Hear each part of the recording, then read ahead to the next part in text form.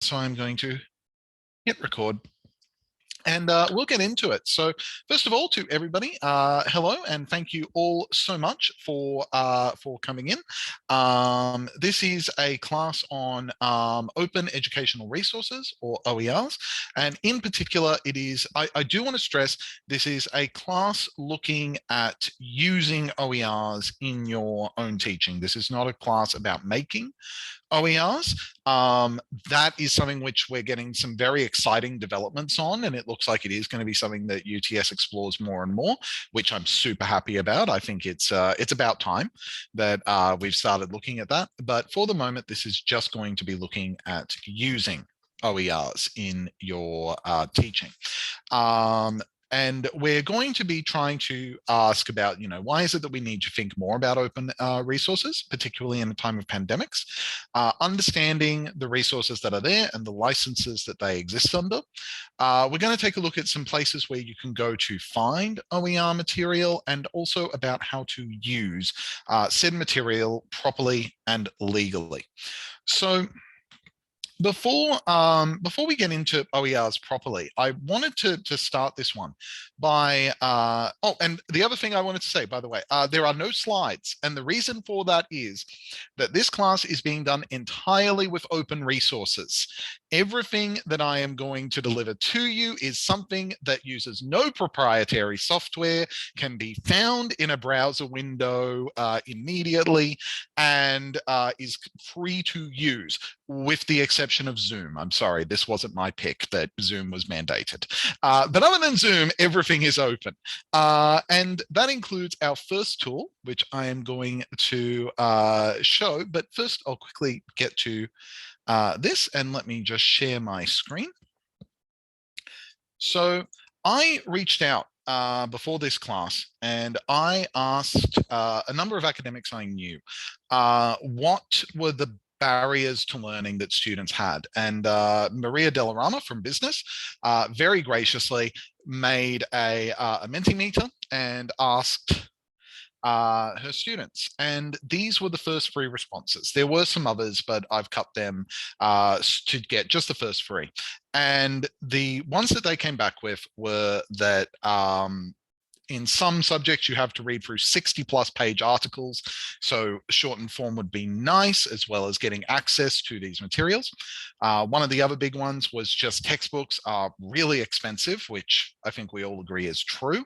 And a big one is YouTube is censored. And that's a huge problem as we do more and more online and remote learning, so that we may have students in other countries. So the question becomes kind of looking at these and understanding the underlying issues. So let's go ahead and let's take a look at that textbook one, for example. And this is the first open OER tool I'm going to demonstrate, and it's a tool I'm a huge fan of called Loopy. So this is a tool for demonstrating systems and logic flows. And this is kind of why are textbooks so expensive? And the answer behind this basically comes down to this monopoly force. A textbook is, by definition, always a monopoly in that classroom. We have to pick one text to be what we base our teachings around, or that we use as a basis for discussion. And so that means that the price on it can really be as high as the publisher thinks it can get away with.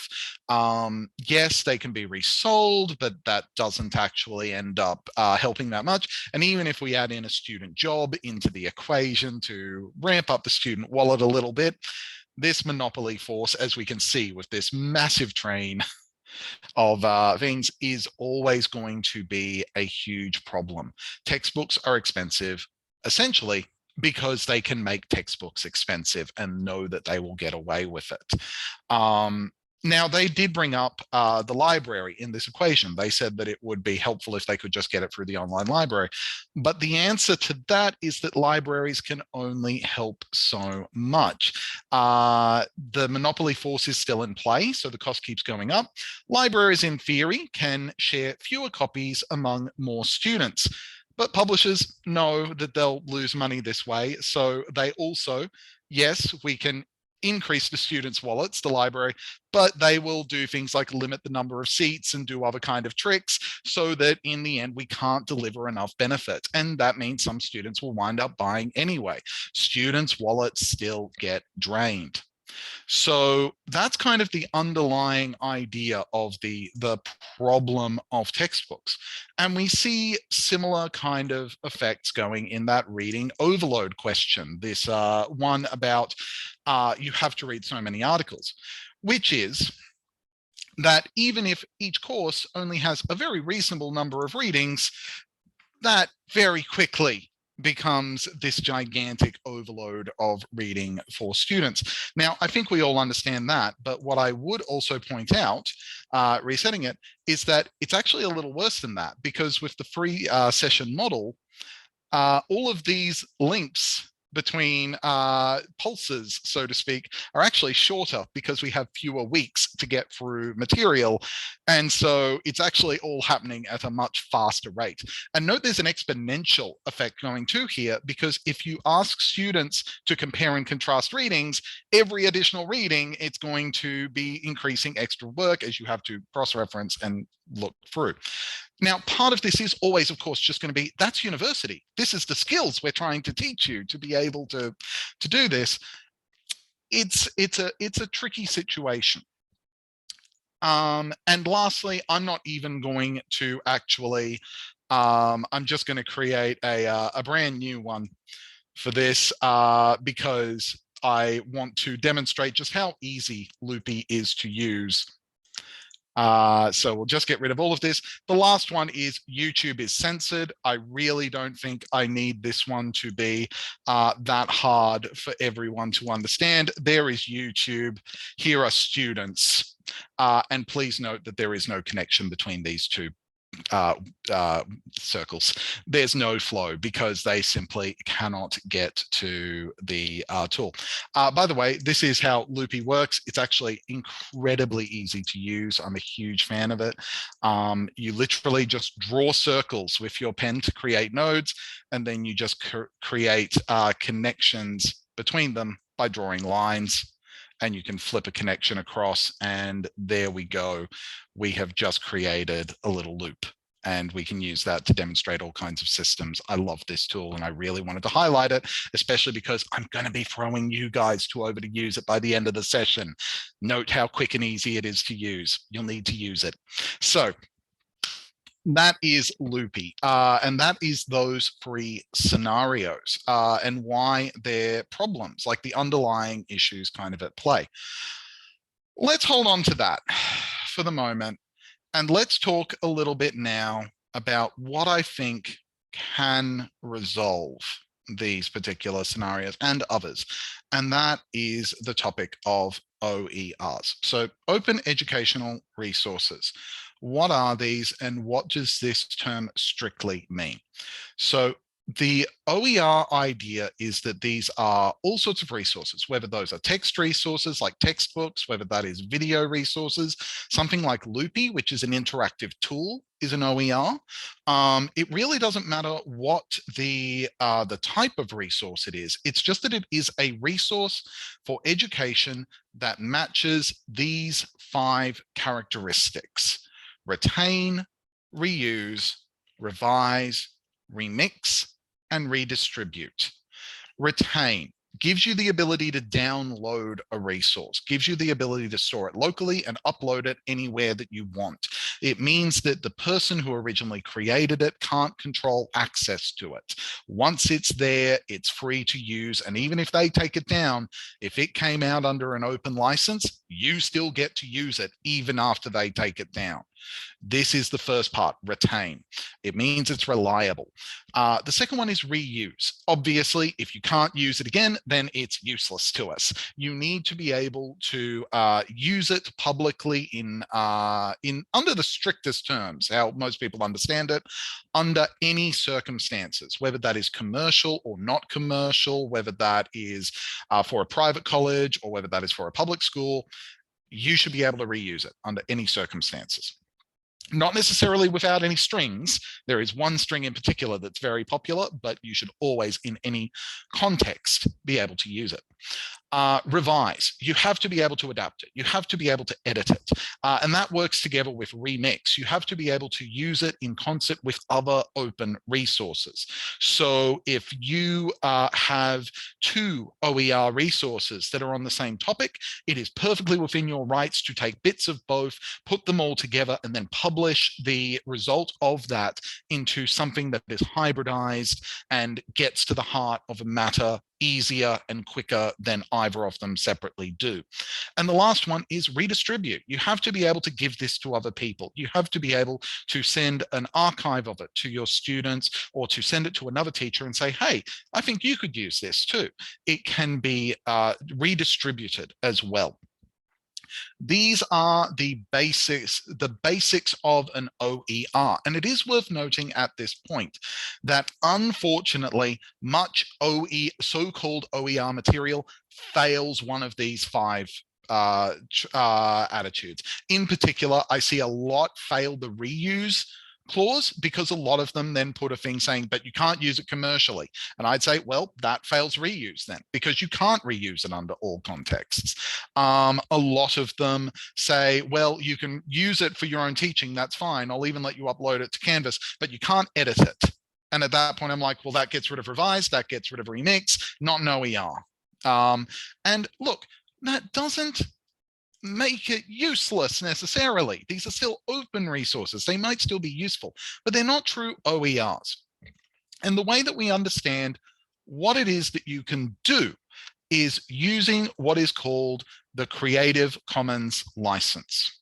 Now, there are lots of open licenses. Creative Commons is by no means the only one, but Creative Commons is far and away the most popular. I would estimate that around about 90+% of OER material uses the Creative Commons license, with the GNU license being probably the next most common one after that.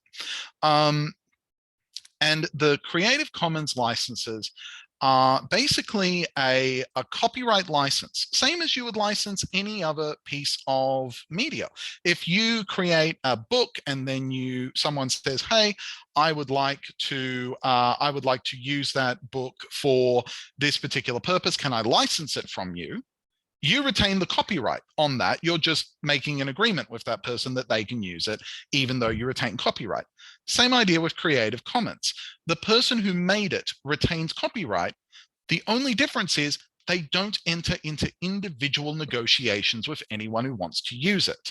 Instead, by using it, you are agreeing to the contract that underpins the use of this. And all of these different licenses do actually have, like if we go into each one of them, you'll see that there is in fact a full legalese license that underpins it.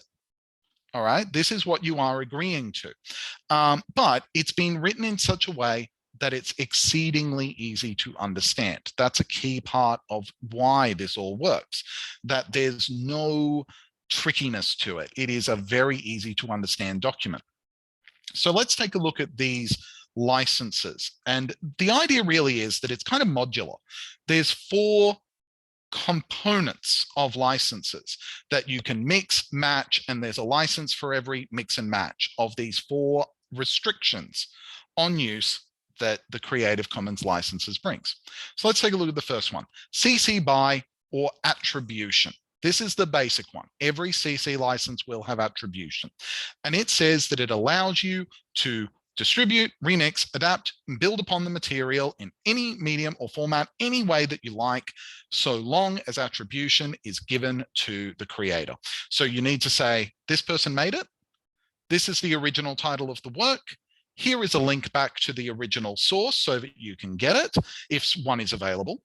And if you've adapted it, you need to include a little blurb saying, and I adapted it basically in this way. So that could be something as simple as recolored, or it could be something as complex as excerpted and mixed with, and then you would include the other license for the other one. All right, so you do need to say, this is how I changed it. The next one is called share alike. So share alike is built on top of the attribution. So you always have to do a proper attribution, but it also says that you have to then release any adaptation or any remix of that document in this similar license to the one that you used. Or an equivalent license. So normally that's just you use the exact same one. So if you used a share alike license, then you release what you made under a share alike license as well. So that's the idea of that one. It's basically this kind of big open commons of learning. Everybody builds on everybody else and everyone makes everything available for everybody else. And this basically gives that notion a little bit of teeth because it gives it a legally binding, hey, you have to do that or you're using my stuff illegally. That then gets us to non-commercial. Non-commercial means you can't use it primarily for market or commercial advantage. You're not allowed to use this to try and build market share. You're not allowed to use this to try and turn a profit. There is a brilliant legal example on this, which is if someone releases a piece of music under a Creative Commons non-commercial license, can you use it as hold music on your phone? And the answer is no. You can't. If you are a commercial company, that is for the purposes of commercial advantage. So it is fairly strict in that regard. However, the general thinking seems to be, as I understand it, that traditional university work would not fall under the commercial label. All right. So if you're doing what universities have done forever and ever, that wouldn't. But if we're doing a short course, that's on a pay for the course kind of basis thing or something like that, that could then fall under a commercial basis. Or if we were a commercial private college, that would probably fall under a commercial basis because at that point it is primarily for the purpose of commercial or market advantage. And the last one, sometimes called the free marketing provision, is this one, no derivatives. No derivatives says you can't remix. You can't remix, you can't revise, you cannot edit even slightly. Hence why it is sometimes called the free marketing provision. You're free to share it with anyone, but you can't change it. So needless to say, non-commercial is only barely OER. And no derivatives is definitely not OER. There are uses for no derivatives, just not for our purposes. So what I would then ask is, oh, and by the way, you can remix nearly all of these together. You could have a share-alike non-commercial license, which is really common. You could have a non-commercial no derivatives license, which is also a fairly common one. The only one you can't have is a share-alike no derivatives license, because share-alike says, well, when you make a derivative of this, you have to share it under the same license, and no derivative says you can't do that. So you can't mix those two together, but otherwise all of the components can be mixed, matched, and put together. So what does it mean for you? Why are understanding these licenses so important for the purposes of using OERs? And the reason is that it changes when you can use them. Like you have to ask yourself, what do I want this for? And can I use something with this license in that context? If you're teaching a regular university course for students under traditional conditions within Canvas, for example, then honestly, you can probably rely on exceptions for teaching and learning in the Copyright Act a lot of the time. You may not even need to worry about this. There are limits to that, but it's there. If you're teaching a course where you expect students to make publicly facing works, however, at that point, those exceptions probably aren't sufficient enough to protect your students. And at that point, you might be wanting to encourage them to look at Creative Commons material, OER material, stuff that they know they can get away with legally. And that would be any Creative Commons license other than no derivatives. That would be fine. And that would apply also to if you want to use material from overseas to adapt to a local context. within a university context, then yeah, any no derivatives license. You could probably grab a textbook from overseas. Maybe you find an anatomy textbook from overseas that you think, hey, that's great, but Australian medical context would probably be good. So you rewrite the chapter that involves that involves the US context, and you then put in an Australian context, and you use that for your students. That would be completely legal under these circumstances. Unless, of course, we're in a context that could be considered commercialized or for profit, in which case you need to make sure there's no non-commercial license.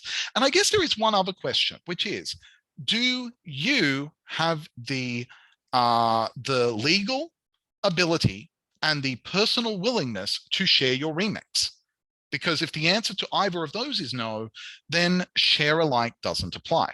Now, as it is, UTS has an OA policy that encourages the publishing of open educational content via discipline websites or repositories, which, as far as I'm concerned, probably means that any of your teaching materials that you're putting together, you're probably fine with UTS to make those available. Like talk with your superiors if you're really uncertain, but certainly I can't square that kind of a sentence without saying, hey, we want you to go ahead and make this stuff available. That's literally the meaning of that sentence. But it doesn't necessarily mean you can always do so anyway, because if you create a resource, say using a chapter of a book under teaching exceptions in the Copyright Act, you don't have the right to use that in a share alike piece that you made. You don't have the rights to that bit. So keep in mind, copyright law is complex. There are always issues around it. So, pay attention, and if need be, ask for help. Always good. UTS as copyright officer, always a good person to ask. So why bother? Why do this? And the answer is, one, it gets you access to amazing resources and ways of teaching you might never have thought of otherwise. Who here had heard of Loopy before this? And would anyone have thought about using this kind of a tool of getting students to actually make systematic diagrams and say, hey, can you map out how this works and show us with this tool? That's something which, by looking at these, some people have made amazing tools, and these tools give you new ways of looking at teaching. But the second of them is that they are free to you and to your students.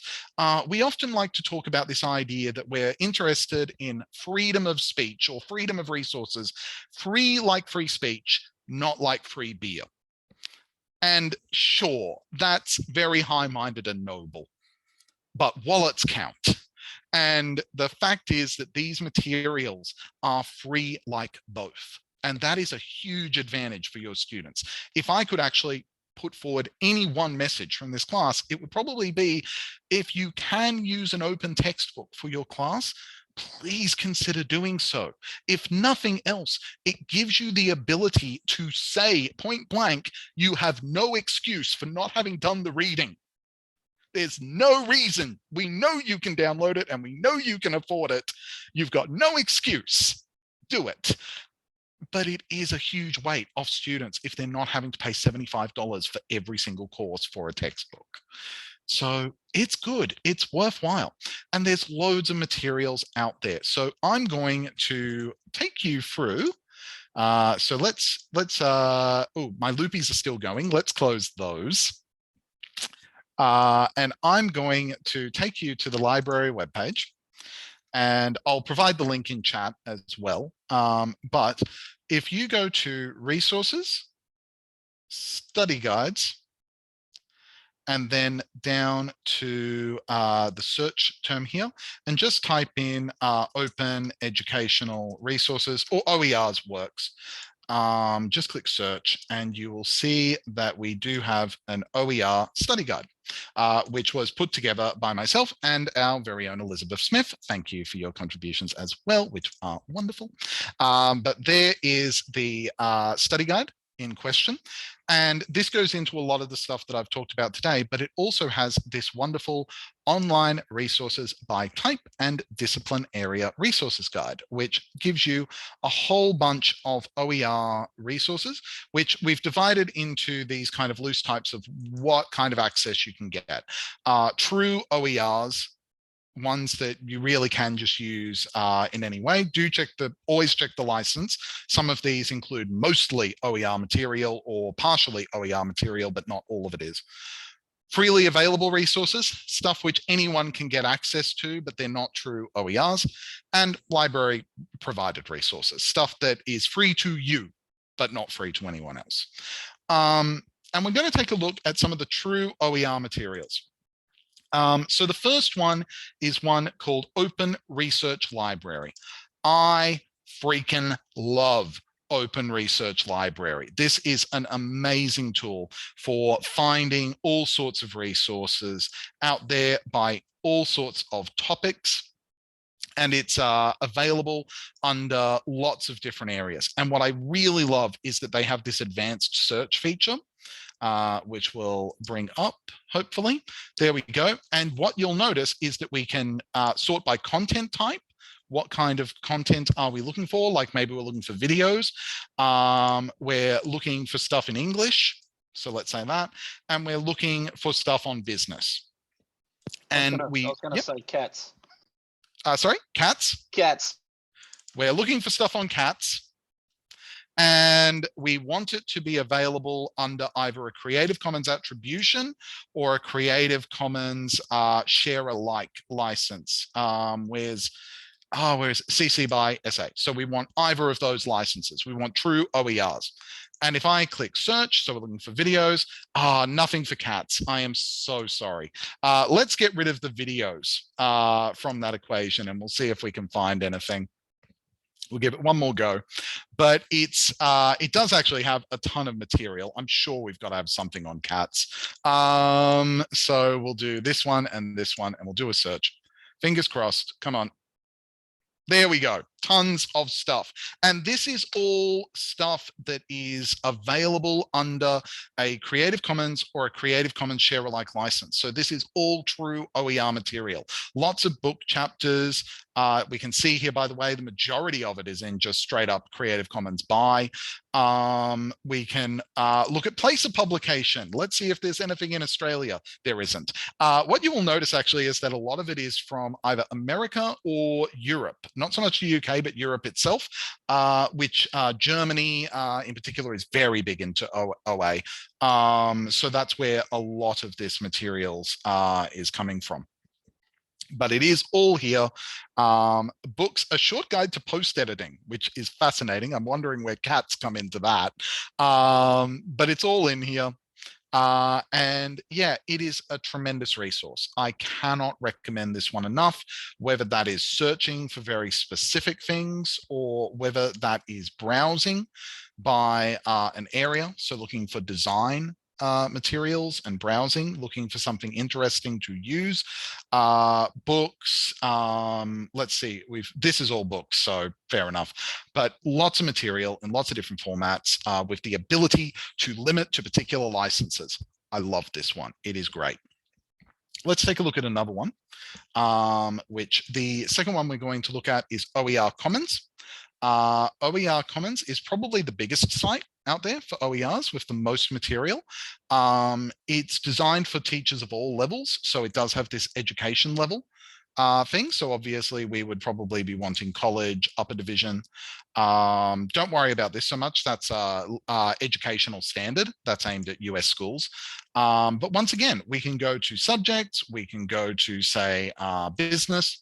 Hold on. We can go to life science. We can search for cats. And once again, we're back in the cats area. Oh, it's just cats. Keeps being cats. That's the problem.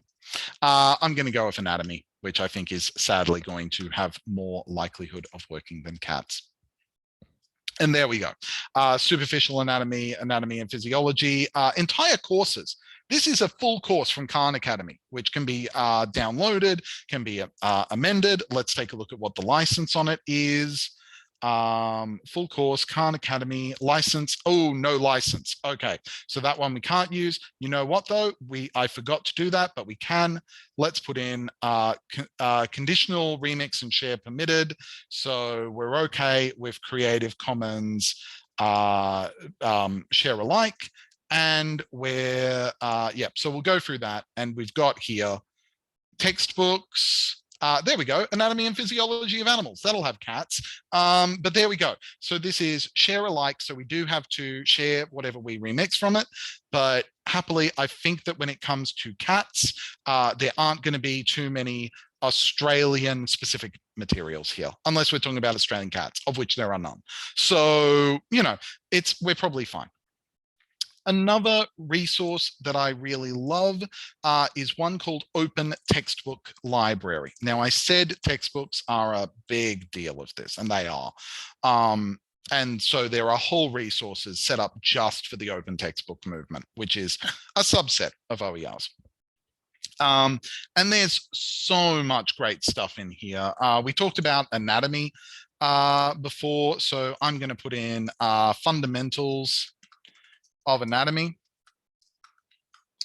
We'll put that one in, and oh look, it's almost like I seeded this example because I wanted to show that there's Australian material available, which there is. Here we have one, Fundamentals of Anatomy and Physiology, Australian edition. But here's what's really amazing about this. If you actually go in and you look at this, this is based on OpenStax's anatomy and physiology textbook. Remember that example I gave of an overseas textbook that's useful, but we need to adapt it for Australian context? They did it. University of Southern Queensland went and just grabbed a textbook, rewrote it for Australia, and then uploaded it for their students. Boom, done, free to all of them, perfectly good. They did it. This is the perfect example of what is capable in this, that there wasn't a resource for this available, and they managed to relatively quickly and easily, relatively is a term using a lot of weight in that sentence, I grant, but it is relatively easily, put together a resource like this that all of their students could use for free, ready to go. And look, it's available as an online, as a PDF, as an ebook, as an ODF. I don't even know what ODF is. It's got all of this amazing stuff available to it. It's a terrific resource. Do check out the Open Textbook Library. It's great. And the last one I want to shout out is actually the University of Southern Queensland's source, which is OpenStax. So OpenStax is one of the granddaddies of the area, free and flexible textbooks and resources. They do tons and tons of stuff. The upside to it is that there is a huge number of textbooks here under a variety of licenses. Now, what don't I like about it? And so let's take a look at business here. Open document format. Oh, okay, cool. Got it. That makes sense. But yeah, lots of stuff here. So like if we look at business ethics, for example, here it is. We can view it online. We can download it as a PDF. We can look at this and hey, look at this. It's a Creative Commons attribution license. We can use this. We could adapt this. The thing I don't like is that not all of them will be under this license and they don't have a way to filter for license. That's really frustrating because it does mean you find the perfect resource and then you discover you can't use it. But nonetheless, it's just so huge. The amount of textbooks that they have here of a scholarly academic quality is amazing, and I'm a huge fan of what they are doing. The other downside is they are a US company, so it is once again very US centric. But on the other hand, again, they're adaptable. They're amazing. So yeah, so that's all of the resources here. Now, how many people do we have? We only have 9 people. I'm not going to, actually, you know what? I'll separate you into 2 groups because one of them's pretty obvious. So I'm going to stop sharing and I am going to separate you into 2 breakout rooms. And why am I going to do that? Well, I'm going to assign each of you, these groups, one of those loopies. And I would like you to edit the loopy to show me how you think using open resources could help this problem.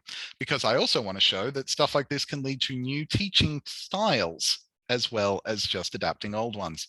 So I'm going to put you guys automatically into 2 breakout rooms. So everybody, I'll see you in there.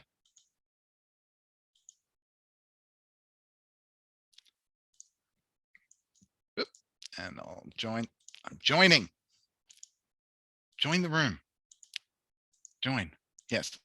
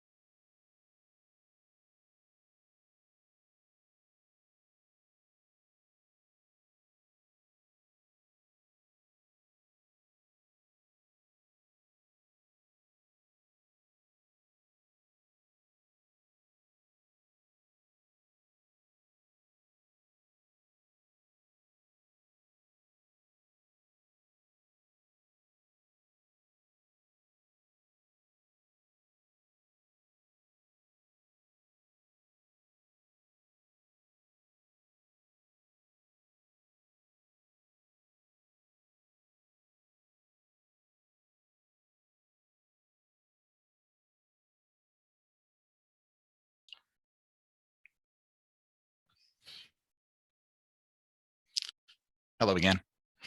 Hello.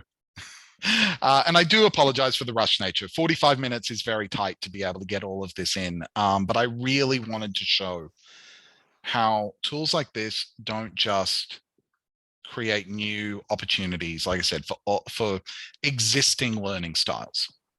They create the opportunity for new learning styles. They create the opportunity for new, entire different ways of approaching teaching. By the way, my absolute favorite example of this was one that was looking at automation and job loss.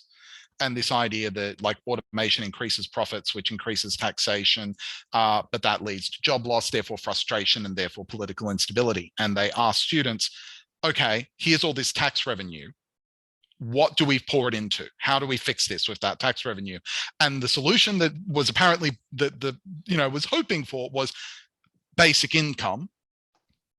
Job loss still happens, but frustration doesn't happen, therefore political instability doesn't. But one enterprising student suggested RoboCop, which means that job loss happens and the frustration happens, but that political instability goes way down, which was really fun. Okay, so group textbooks. What did you come up with? Let me share my screen. Yep.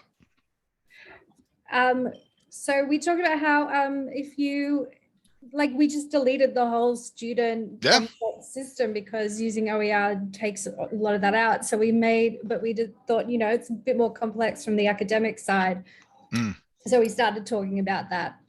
If anyone else has anything. Yeah, no, I see that. And that's kind of amazing. Amara, thank you so much. Good luck in your other meeting. And I can see other people are as well. So look, we may wrap up here. I hope that everybody has gotten some insight into what OERs can do, that it's not just free versions of what's already out there. They open up inherently different abilities to teach, create resources, and create better outcomes for your students. And the free doesn't hurt. It really doesn't hurt. Are there any questions before we wrap up? Oh, there's a comment. Yep. Yeah, good to see an engaging presenter for once. It's you've brought it to life, Sean. Yeah, good on you for that. I found that very not only informative but enjoyable as well. So I'm really passionate about OERs and OA in general. That shows. I think that this is something that we need to embrace, because if we don't, we will always have the problem that a huge amount of how we teach is dictated to us by publishers. And in the end, publishers are not our friends. Publishers are we are their clients, and their goal is essentially to get the most money out of us that they can, not to deliver good results for your students. If that happens, it's only a happy byproduct. Thank you for this workshop, but also for putting together that fantastic resource at the UTS library. That's going to be something that I'll be using a lot. So Catherine and I are currently in the process of designing a whole new degree, a whole new course. And so we're hoping to make as much of it open access as possible. And so that will be a valuable resource for us. That is fantastic. Thank you, Amy. All right, well, I may wrap us up. Everybody, enjoy your lunch. And if you ever have any questions, there is also feedback. I meant to ask for feedback. I don't have the feedback form here. Don't worry about it. Feel free to just send us You can email. Yeah, just use the help ask a librarian email form and just mention the class. We'll collate it. It's going to be fine. I had one last comment. Just sure. As you were talking, I was sifting through my old emails from my work at my old university, and we did a big project in collaboration with UNICEF for many years. And one of the prerequisites was that everything that we were doing had to be in this realm. Yep. Because they scale globally. Yep. Actually, my mate, he's in a project where they're trying to connect every school in the world right now. They're from the innovation unit of UNICEF. And again, this is part of the DNA of how they need to work because of that equity and that accessibility. So I'd love to catch up with you, Sean, and Jam, and see the resources from my old university related to this. Absolutely. And thanks for the presentation. 10 out of 10. Oh, thank you. All right. Bye, everybody. Thank you. Bye-bye. Bye.